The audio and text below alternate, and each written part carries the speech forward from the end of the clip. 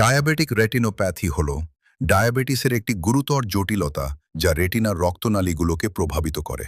একটি সুস্থ চোখে রেটিনার রক্তনালীগুলো তাদের কাঠামোগত অখণ্ডতা বজায় রাখে এবং সঠিকভাবে কাজ করে। ডায়াবেটিসে রক্তে শর্করার মাত্রা ক্রমাগত বেশি থাকলে তা সূক্ষ্ম কৈশিক নালীর প্রাচীরকে ক্ষতিগ্রস্ত করতে শুরু করে। এই ক্ষতির ফলে মাইক্রো অ্যানিউরিজম তৈরি হয়, যা হল দুর্বল রক্তনালীর প্রাচীরে সৃষ্ট ছোট ছোট স্ফীতি।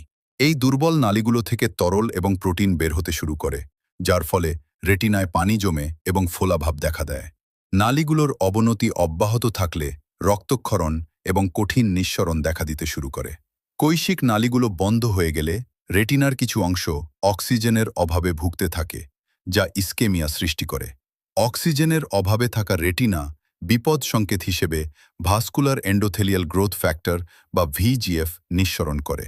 ভিজিএফ অস্বাভাবিক নতুন রক্তনালীর বৃদ্ধিকে উদ্দীপিত করে। এই প্রক্রিয়াকে নিওভাস্কুলারাইজেশন বলা হয়।